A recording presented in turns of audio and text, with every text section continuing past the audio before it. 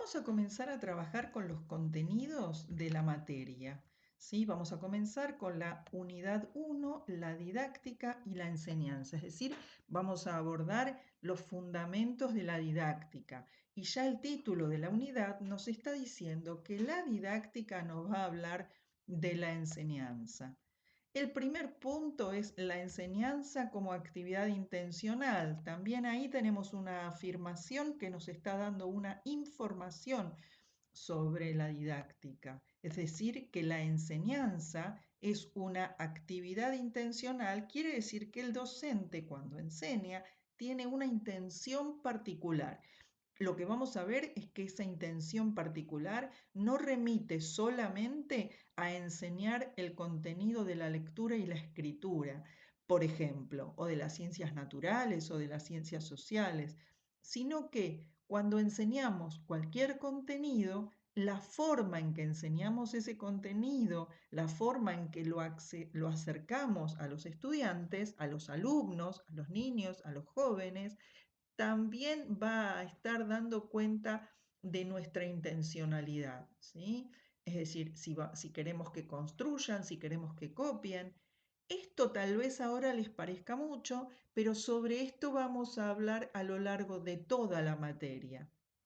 En particular, ahora vamos a dedicarnos en esta primera unidad a, a ver cómo se construyó históricamente el campo de la didáctica. Es una disciplina que no ha existido siempre, ¿sí? Que tiene que ver con el surgimiento del problema formativo de las personas, es decir, cómo se forman las personas y cómo formar a las personas para que vivan en sociedad no fue un problema que existió siempre. Surgió en un determinado momento de la historia y eso es lo que vamos a ver.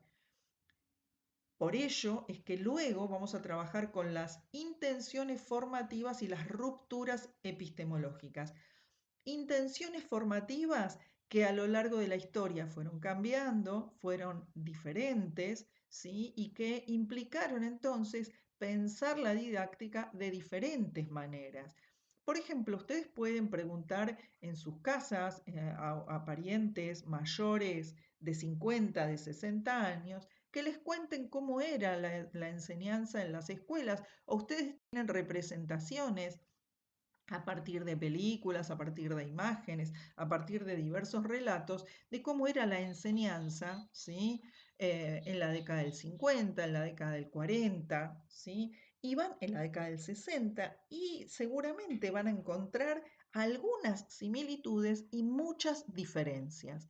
Esto no es porque la educación antes era mejor o era peor o que tiene que ver con una cuestión de la calidad, ¿sí? Que es lo que se plantea desde el sentido común, sino que eso es lo que denominamos rupturas epistemológicas. ¿Qué es?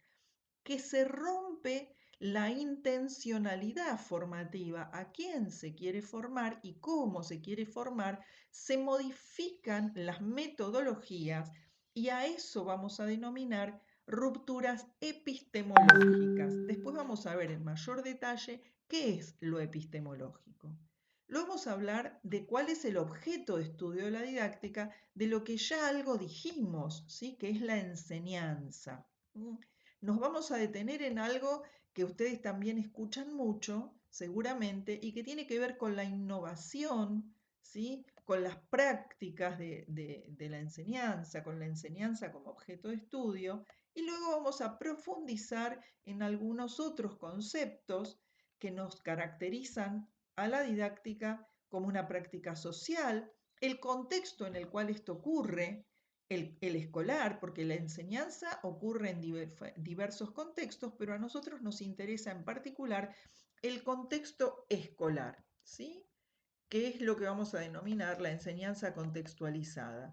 Y luego vamos a ver la relación entre la didáctica general y las didácticas específicas, cuestión que ustedes van a tener que abordar también en otras didácticas, porque el desarrollo de la función docente en el nivel primario es plurivalente. ¿Qué quiere decir esto? Plurivalente, que tiene muchas valencias. Ustedes van a tener que enseñar diversas didácticas Y la didáctica general va a dialogar con esas didácticas específicas, con la didáctica de la matemática, con la didáctica de la lengua, de la historia, de la geografía, de la física, de la biología, ¿sí? Otras. Los textos para trabajar este contenido son Camilioni, Saber Didáctico, Díaz Barriga, Pensar la Didáctica y Contreras, Enseñanza, Currículum y Profesorado. Hoy les voy a proponer un breve trabajo sobre el texto de Camilioni, ¿sí? Así que nos vemos en la otra entrega.